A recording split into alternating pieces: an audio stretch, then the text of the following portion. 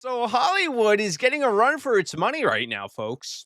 You have YouTubers taking on these giants and beating them, man.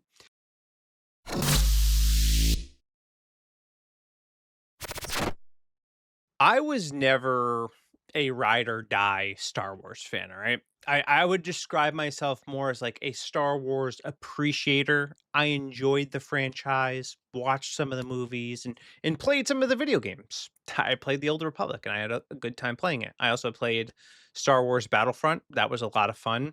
But I wouldn't call myself a true fan. In fact, I didn't even watch the original trilogy until I was in college. I saw the prequels before I even saw the original, so I was watching everything out of order. So when the new or the latest trilogy was announced featuring Daisy Ridley as Rey, I finally decided, you know what, I'm going to go back and I'm going to watch the original films.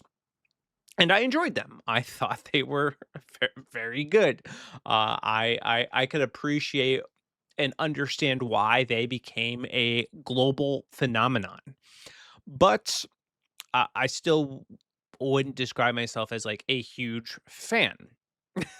I wouldn't.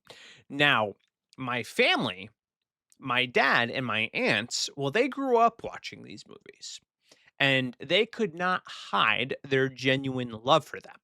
For nearly every family gathering I had throughout my young adult life, one of my aunts would make it a point to mention how she was one of the geeks waiting online to see Star Wars. She even appeared in an episode with the late night show Conan O'Brien, where Conan interviewed super fans waiting to see the movie. And among those fans were my two aunts. And they never missed a single opportunity to remind me that they were there. And it just so Ladies and happens gentlemen, that I have a video of that. Yes, it's premiere night here for Attack of the Clones, but outside the Ziegfeld Theater is the real show. Return of the Dork. What are the principles of a Jedi Knight? To always defend truth and justice throughout the galaxy. And to eat a lot of peanut M&Ms. Everyone is engaging in rousing games of Star Wars Stratego. This is Risk. Very exciting. This game is normally played indoors by 12-year-olds. This is a nice break for you. You're getting away from the drudgery of your normal, mundane life. Spent playing Stratego at home. Unbelievable. Look, among the nerds, I found an actual girl here. Look at this. Not too shabby around here, huh, honey? The male-female ratio, yeah? I mean, you've got your veritable pick of the litter. You can choose from all kinds of guys who have no idea how to please you. I was shown this video over and over again, and my aunts do make a cameo. Where are they? It is worth watching because it's really funny. Here it is. All right. Okay. But the forces of reality and the demands of a There they are. So they make their cameo. They're super excited about that. It was definitely a time to be a Star Wars fan. That's for sure. And my aunts, they were true ride or die fans, or they are true ride or die fans. Maybe were because I don't really hear them talking about Star Wars that much anymore. It's been a long time since they showed me that video. But this was back during a time when Star Wars was still a cultural phenomenon. It was a time where you would have to be living under a rock to not be aware of its influence on pop culture. Even people who knew nothing about Star Wars could still appreciate the massive foothold it had in culture. And as I said before, I would not describe myself as a fan, and yet I still had a lightsaber that I would use to do battle with my brothers. And it was not hard to get pulled by the force into this cultural phenomenon that Star Wars had become. But then came the release of Star Wars The Force Awakens. And with it a disturbance in the Force.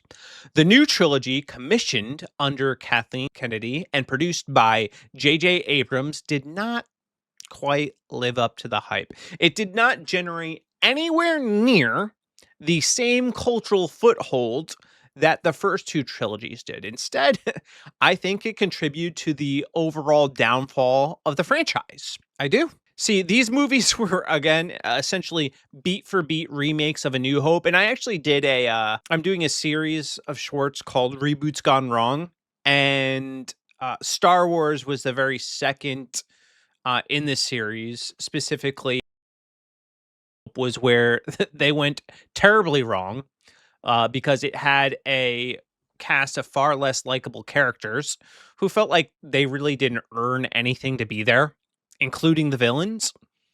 And worse, the trilogy turned our former heroes into shallow husks of who they used to be. There was no meaningful world building in the new trilogy. There were only memberries trying to milk the last bit of nostalgia from fans who ultimately lost interest in the franchise. They did not just damage the legacy of beloved characters, they damaged the franchise as a whole. Now, Disney did achieve some mild success with Rogue One and their Disney Plus series, The Mandalorian. But whatever goodwill was left, at least for me, went out the window the moment they decided to fire Gina Carano for having the audacity to put beep bop boop as her pronouns in her bio. And I do have a video of that. It's so sad. I still to this day feel for this woman. I really do. She just got such a raw deal, and you just can't help but feel sorry for her. I ended up putting beep bop boop in my Twitter bio, and 100%. Um, it was 100% to go to the Twitter mob that was telling you what to do, and it had zero to do with trying to go after the transgendered community because I would never do that. I'm not. I'm just me personally. I'm not trying to target anybody or go out after anybody. And so as soon as I saw people started taking that wrong, I put right after that. I was like, no, beep bop boop was like me just saying. I literally said to my friend, I was like, let's put something in my bio just to show like I can put whatever I want in my bio, just like they put like whatever they want in their bio, like Trash Panda and all this stuff, and like so I just put these noises in my bio, and then there was this crazy meltdown. It was just a big, massive meltdown, and all the fear and all of the stuff goes straight through your skin, and you start like, "Whoa, what is happening?" Well, like, I told you I didn't mean this towards this community, and like, you're misunderstanding it. And they did misunderstand it. And Disney ultimately fired Gina Carano and basically, tried to destroy her career. And they did for some time.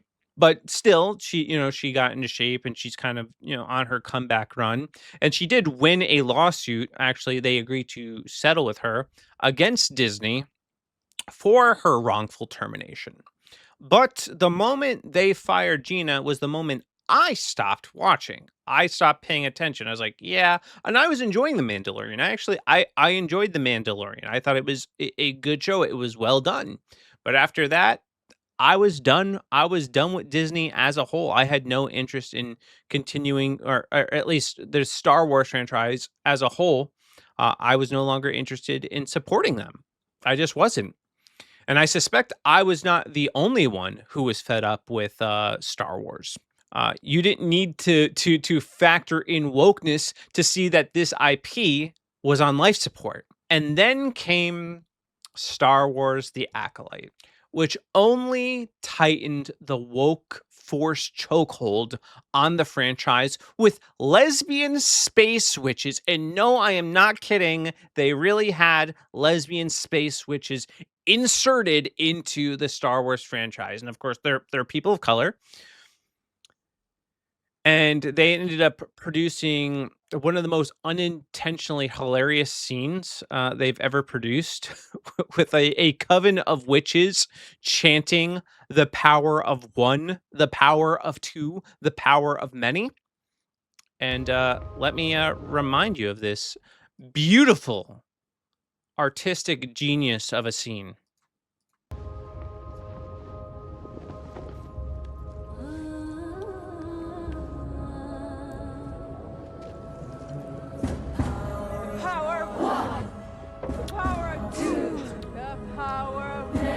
She even has the liberal nose ring.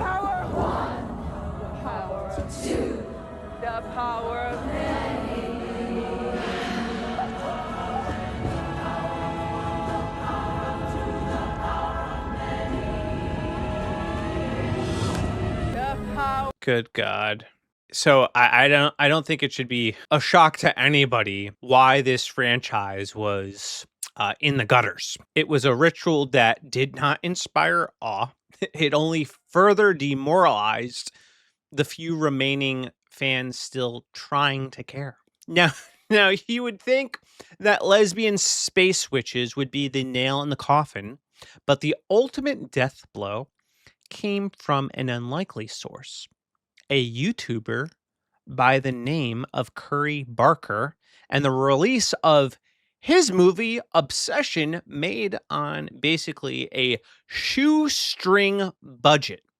Well, maybe it's not fair to say that Obsession delivered the fatal blow, but its release did unearth the remnants of a decaying corpse.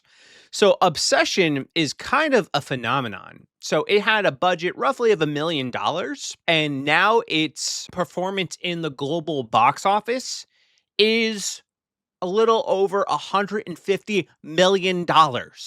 Okay. That's crazy, all right? That's 150 times the budget, okay? That's wild. So, in comparison, the Mandalorian and Grogu, they had a budget of $165 million, and they've managed to pull in 246 million, but their return on investment is only 1.5 times their budget. That's crazy. And now they are being essentially dwarfed by Obsession. So the two most popular movies in the world were directed by YouTube creators under the age of 30. Under the age of 30. Obsession has grossed around 140 million worldwide. This is from May 31st, so this has only gone up. So this is one of the most profitable movies of all time. Backrooms, another movie that was made by a 20-year-old YouTuber. And then you can see the rotten scores. So this movie is being well received. So it's got, 96% on the tomato meter. The audience love it.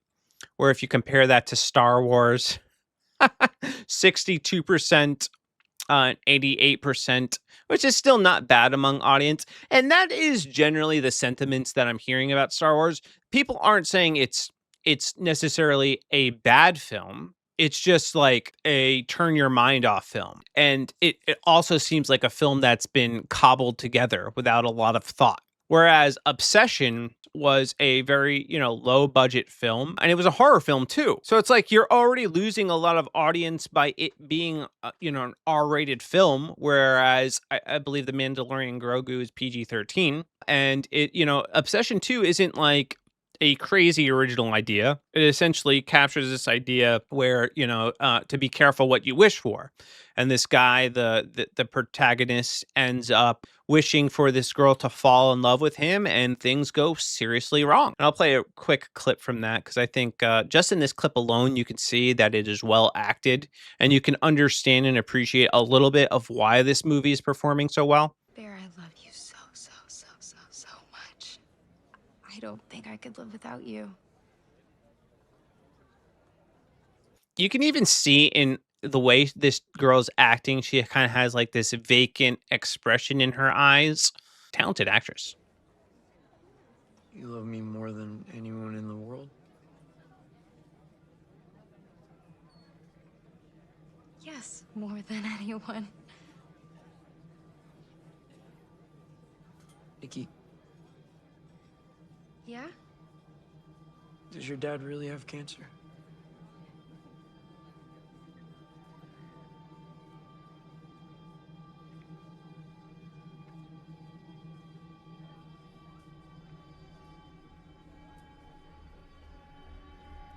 No. No, no, no. What? No, no, no, no, no, no, no, no, don't do that! I thought we were having a nice day. We are. Sit Why down. does it matter? I thought we were having a nice We are. date. We are. It's okay. We are. That's uncomfortable. But it's easy to see why this movie is doing very well. And then you also have The Backrooms, which also came out. This weekend was one for the box office history books. A24's Backrooms collected a record-breaking 81 million in its opening weekend. That's as ticket sales for the focus feature breakout Obsession jumped again in its third frame with 26.4 million and crossed 100 million mark domestically. Both movies were directed by YouTube stars and cost nearly nothing to produce, upending the conventional wisdom about the necessary component for a hit. So Hollywood is getting a run for its money right now, folks. You have YouTubers taking on these giants and beating them, man.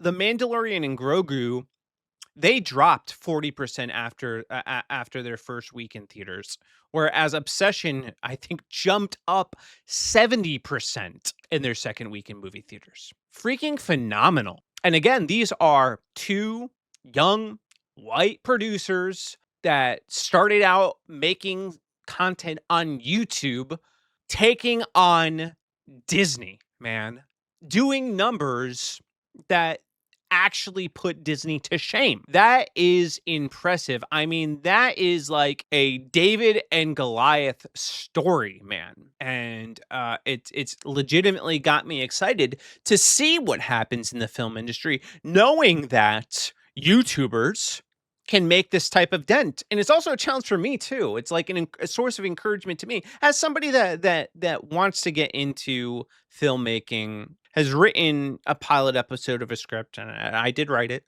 It's done. I want to make films. So to see YouTubers break into this space, that's encouraging to me. And comparatively spending significantly less money to make these films. And I got some ideas on my noggin on how I can do a film on a shoestring budget. Yeah, I'm very excited for what comes next. I'm very excited to see YouTubers in their glory, and it is satisfying to see Disney taken down a notch, to see them squander all of their goodwill. And I think there's a lot of reasons for that. And I think the truth is that Star Wars has been dying for quite some time now for all the reasons that I previously stated. But with the release of Obsession, feels honestly like I said, a true David and Goliath story. And the embarrassment is not only, that Obsession made money. The embarrassment is what it represents.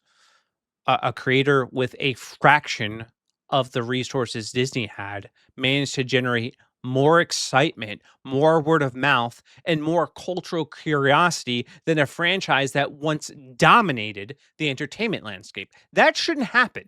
All right. That shouldn't happen. But here we are. Star Wars was the type of franchise that could turn casual viewers into fans by sheer cultural gravity. It sold toys and Legos and video games. It filled theaters. It created icons. It gave people characters and ships and villains and heroes and music and moments that became part of a shared language in pop culture. Disney inherited all of that. They didn't have to build Star Wars from scratch. They were handed one of the most beloved franchises in history, complete with a built-in audience, decades of nostalgia, a universe filled with endless storytelling possibilities. And somehow they managed to fumble the ball and make this world feel small. That's the real failure. The problem wasn't that Star Wars changed, although I would argue that the woke stuff is it was a change for the worse. But I think the ultimate problem is that Disney forgot what made people care. They forgot about their fans. They forgot about the people that were waiting online to see Star Wars. And I'll tell you this, they weren't there for lesbian space witches, okay?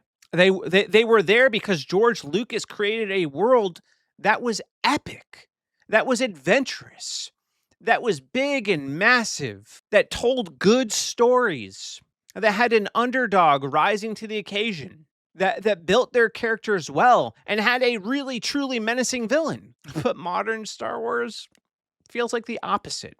It feels corporate, sanitized, like it only exists to sell merchandise, like it only exists so that you go out and you buy a Grogu Build-A-Bear. They don't actually care. And that's why they could cobble together a film like The Mandalorian and Grogu, which captivated absolutely nobody, generated zero excitement because who cares? It doesn't even feel like Star Wars. And I think this is why movies like Obsession matter. Not because they are by any means a bigger franchise than Star Wars. Obviously, that's not the case. But because movies like Obsession remind us that audience are still hungry for stories that feel alive, stories that are well crafted and well acted, even if they aren't 100% original. That's okay. If you write a good story, people will show up for it. People still respond to creativity and passion, and they see it bubbling out in the movies that they're watching. They'll show up when they feel like a movie is made by an actual human being and not assembled by some corporate conglomerate. And I think movies like Obsession are something that Disney should be worried about. Because they are giving them a run for their money.